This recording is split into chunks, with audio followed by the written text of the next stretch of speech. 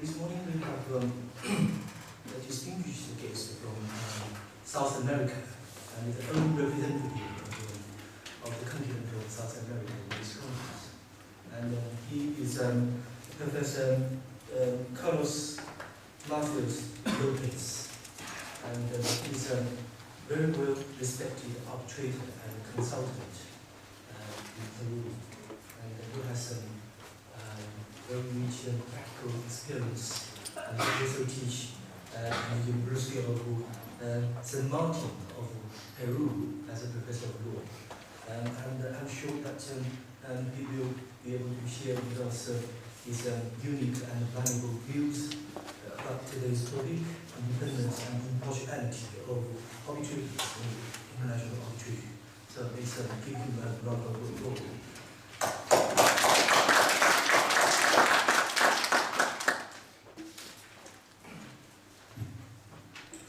Thank you very much for your kind words. I'm very pleased to be here, and I want to thank Professor Liu and the organizer for their generous invitation.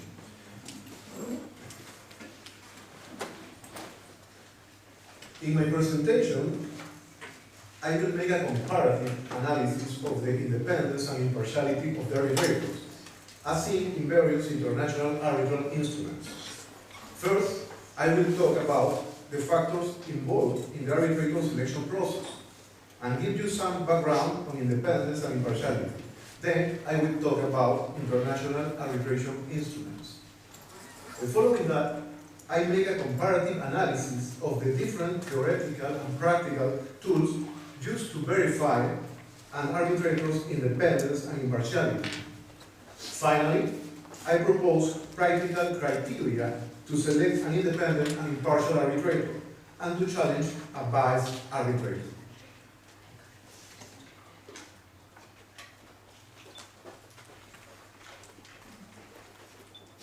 Factors in selection of arbitrators.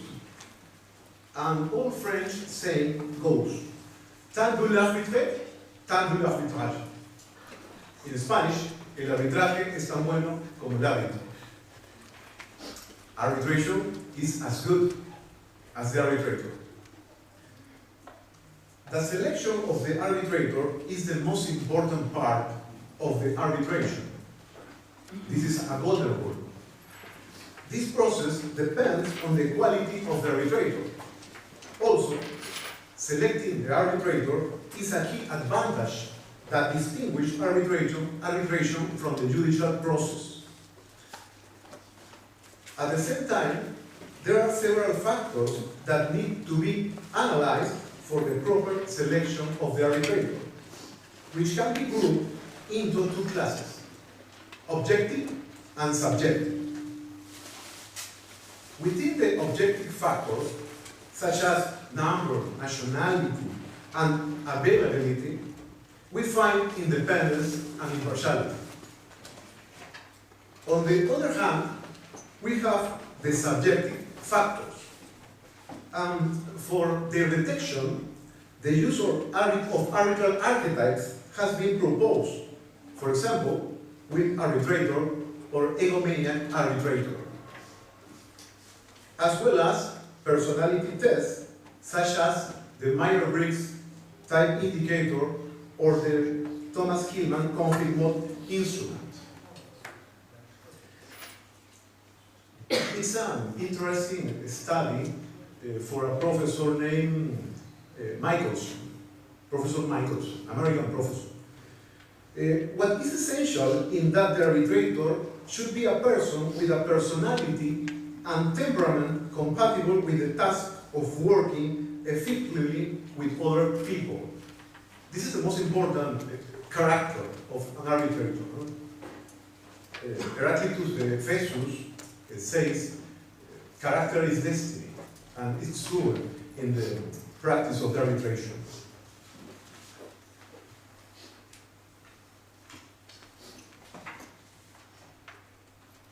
Background. The maxim nemo judex sua causa, this is Latin, means no one may judge his own case, applies to the arbitral process, as it does in the judicial process. Independence and impartiality of tribunals are considered fundamental human rights in several human rights instruments. For example, the Universal Declaration of Human Rights, Article 10, says, "Everyone is entitled in full equality to a fair and public hearing by an independent and impartial tribunal in the determination of his rights and obligations and of any criminal charge against him."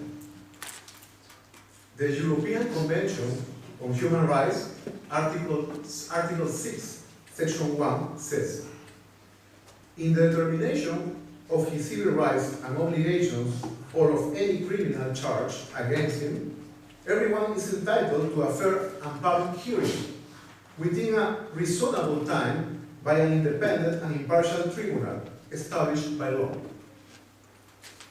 The American Convention on Human Rights, Article 8, Section 1 says, "Every person has the right to a hearing with due guarantees and within a reasonable time by a competent, independent, and impartial tribunal previously established by law." Independence and impartiality of tribunals are important principles of due process. The due process is a common law institution. Arbitration's parties are free to determine, according to party autonomy, that the party autonomy is the fundamental of the arbitration law. The arbitral agreement and the arbitral award, all the principal topics of the arbitration law are based on party autonomy. How the proceedings are to be conducted, subject only to minimum safeguards. In other words, the procedural due process. Fundamental elements of due process include notice of the claim involved, an opportunity to be heard in some time of an evidentiary hearing, an opportunity to confront adverse witnesses, the assistance of counsel, and a decision by an independent and impartial arbitrator. Due process is often said to require equal treatment of the parties during a dispute.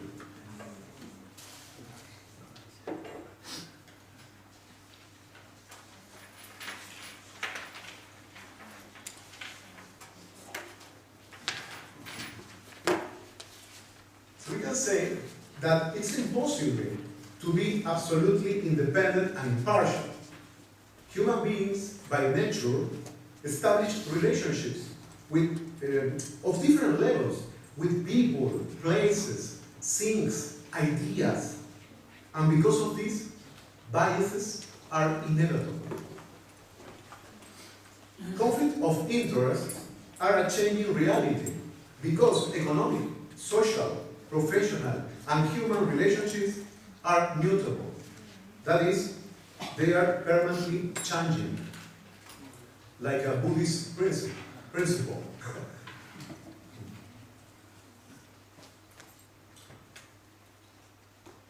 Independence and impartiality.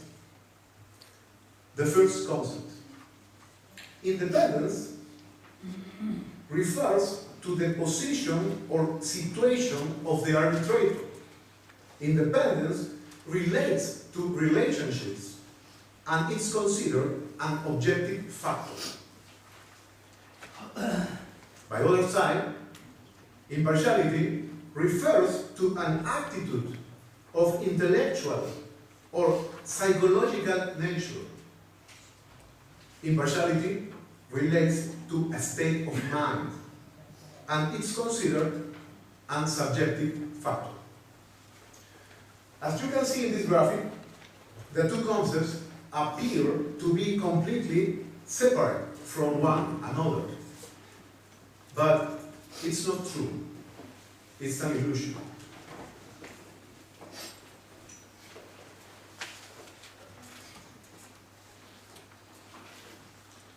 If you look at them in more detail, independence has only an objective component. It indicates the absence of unacceptable relationships between an arbitrator and a party or its counsel. For example, family, financial, professional, business, or personal relationships. Impartiality, is the curious thing, has both a subjective and an objective component, whether the arbitrator is actually predisposed to be partial would be the subjective component. If the arbitrator could be seen as potentially predisposed to be partial as a result of financial, professional, or personal relationships, or cultural, social, or political characteristics, would be the objective component. Impartiality has an objective component and a subjective component.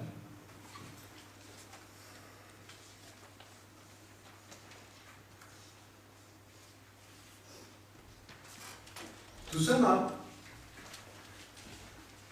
independence and impartiality are complex notions of unitary nature.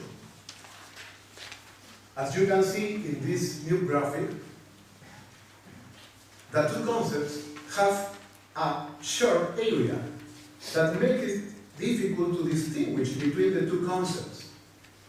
They are redundant, or, in other words, they express a hybrid concept and not too distinct and separable elements, like two sides of the same coin with two faces. Therefore, almost all the laws and rules pertaining to assessment of bias tend to use the two notions as a package. As you can see, independence and impartiality has a unitary nature.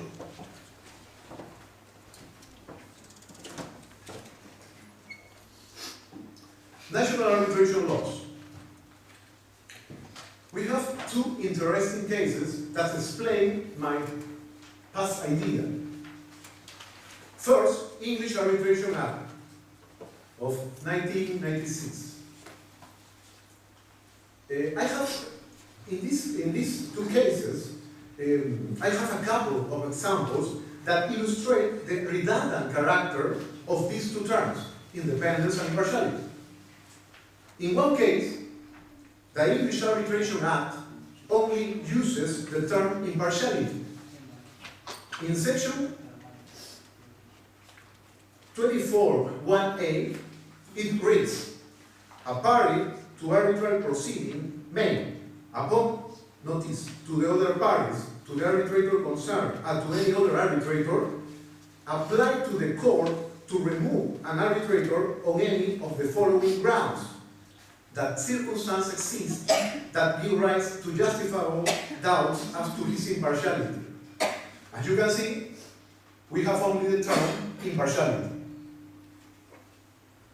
On the other hand, Switzerland Federal Code on Private International Law only uses the term independence. In Article 180, Section 1C, it reads in French: un arbitre peut être repoussé lorsque les circonstances permettent de douter légitimement de son indépendance. An arbitrator must be challenged if the circumstances permit legitimate doubt about his independence. We can see only one term: independence.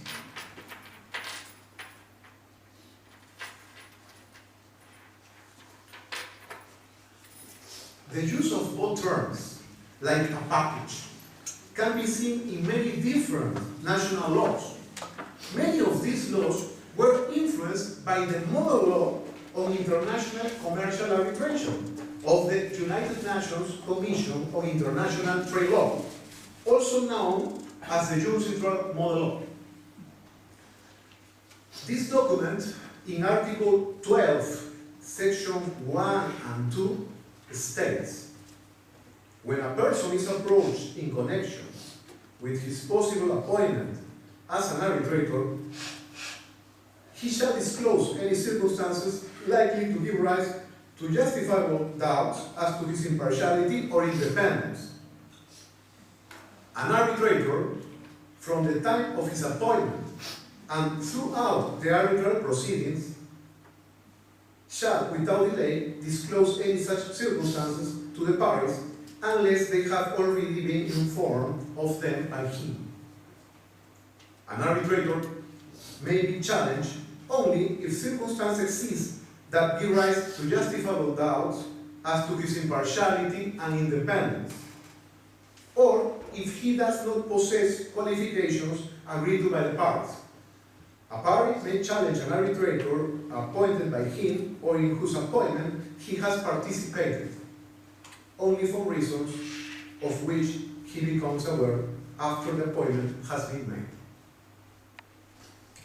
This is the jus neutral model law. This is the formula of the jus neutral model law.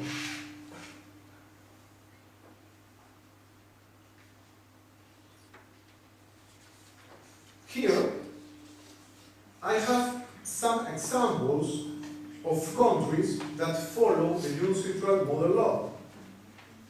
In Europe, for example, the Irish Arbitration Act of 2010, in Part 2, Section 6, states, subject to this act, the model law shall have the force of law in the state and shall apply to arbitrations under arbitration agreement concerning A. International commercial arbitrations, or B. Arbitrations which are not international commercial arbitrations. Then it includes in Schedule 1 the text of the jus neutral model law, which in Article 12, Sections 1 and 2, talks about impartiality and independence. As we can see, the Irish Arbitration Act of 2010 incorporates into itself the jus neutral model law. On the other hand, the Scottish Arbitration Act of 2010, in Schedule 1, Rule 77, which is a mandatory rule, it's imperative, states, for the purposes of these rules, an arbitrator is not independent in relation to an arbitration if A. The arbitrator's relationship with any party, B. The arbitrator's financial or other commercial interests, or C. Anything else, give rise to justifiable doubt as to his impartiality. What is interesting to note in this case is that the Scottish Arbitration Act of 2010 moves away from the English model, the English Arbitration Act. The English model only requires impartiality. In contrast, the Scottish Arbitration Act of 2010 is influenced by the jus neutral model law, which requires both independence and impartiality. It's interesting because the Scottish Arbitration Act used a different model, the jus neutral model law, in front of the English Arbitration Act that only uses impartiality.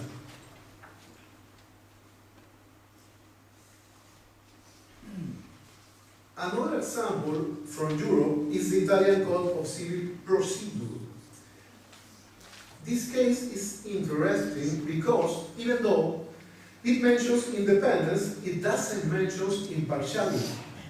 Nevertheless, it's one of the few cases that establishes practical guidelines to determine the independence and impartiality of the arbitrator. In Article 815 it states, primo nell'italiano, un arbitro può essere ricusato se non ha le qualifiche espressamente convenute dalle parti, se egli stesso o un ente, associazione o società di cui sia amministratore ha interesse nella causa. Terzo, se egli stesso o il coniuge è parente fino al quarto grado o è convivente o commensale abituale di una delle parti, di un rappresentante legale di una delle parti o di alcuno dei difensori. Quarto, se egli stesso o il coniuge ha causa pendente o grave inimiccia con una delle parti, con un suo rappresentante legale o con alcuno dei suoi difensori. Quinto, se è legato ad una delle parti, a una società da questa controllata dal soggetto che la controlla o a una società sottoposta o comune controllo, da un rapporto di lavoro subordinato o da un rapporto condividuativo di consulenza o di prestazione d'opera retribuita, ovvero da altri rapporti di natura patrimoniale o associativa che ne compromettono l'indipendenza. È sufficiente. In English, an arbitrator may be challenged. One, if the arbitrator does not have the qualifications expressly required by the parties. Two, if the arbitrator or any entity, association or company in which he is a director has an interest in the dispute.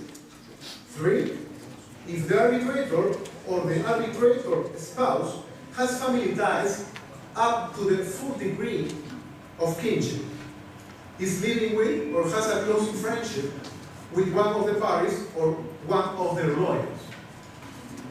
Four, if the arbitrator or the arbitrator spouse has a legal proceeding pending with one of the parties or a serious antagonism with one of them or with his legal representative or with his attorney.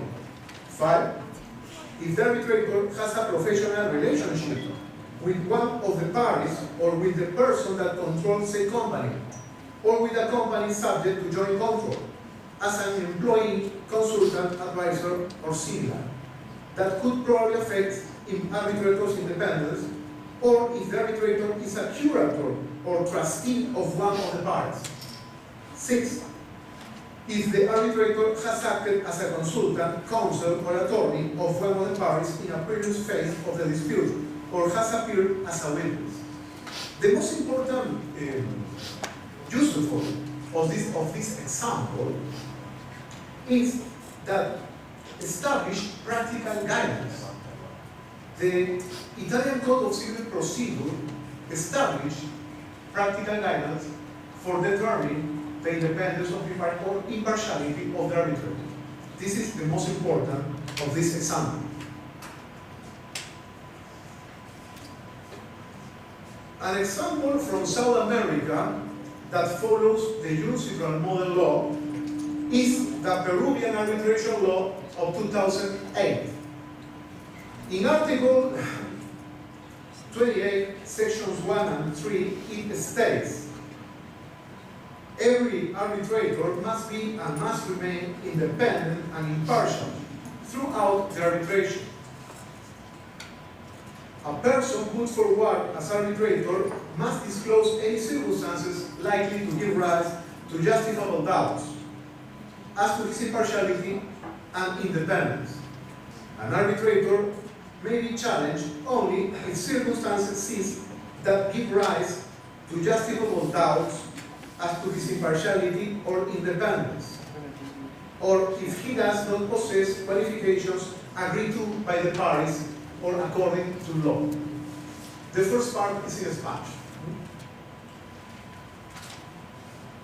As you can see, the Peruvian arbitration law follow the Unicitral model law also.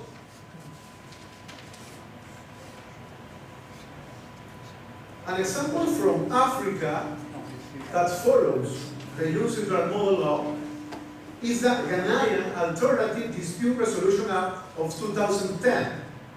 In Article 12, Section 4, subsection D, it states, in appointing an arbitrator, the parties, the person or institution vested with the power of appointment shall have regard to other relevant considerations to ensure the appointment of an independent and an impartial arbitrator. And in Article 15, Sections 1, 2, and 3, subsection A, it states, where a person is requested to be an arbitrator, that person shall disclose in writing any circumstances likely to give reasonable cause to doubt as to the independence or impartiality of that person. An arbitrator, from the time of appointment and throughout the arbitral proceeding, shall without delay disclose to the parties in writing any circumstance referred to in subsection 1. An arbitrator's appointment may be challenged only if circumstances exist that give rise to reasonable cause to doubt as to the arbitrator's independence and impartiality.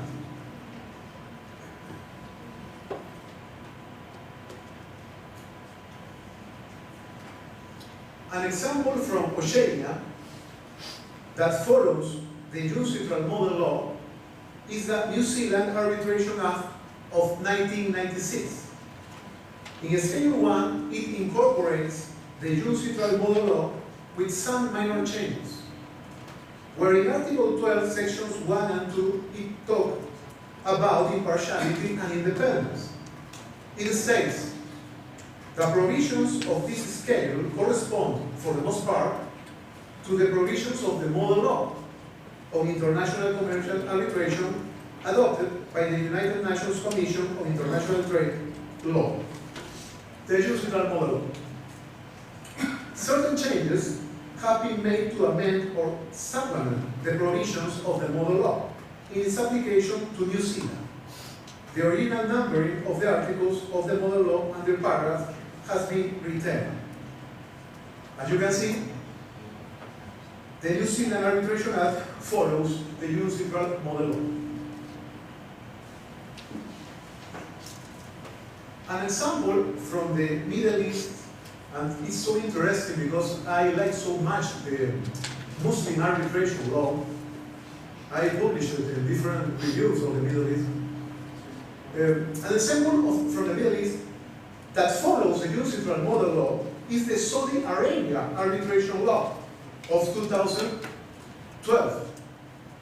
In Article 16, it states, the arbitrator shall not have any interest in the dispute and must, from the date of his appointment and throughout the arbitral proceedings, disclose in writing to both parties to arbitration all the circumstances that are likely to give rise to justifiable doubt as to his impartiality or independence, unless he has already so informed them.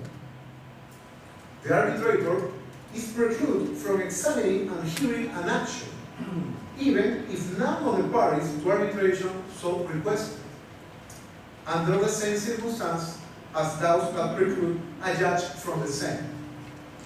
An arbitrator may not be revoked unless circumstances giving rise to serious doubts as to his impartiality or independence have arisen, or he is not endowed with the qualifications agreed upon by the parties to arbitration without prejudice to the provisions of Article 14 of this Act. The previous Saudi Arabia arbitration law from 1983 already established that an arbitrator may be disqualified for the same reasons that a judge may be disqualified for.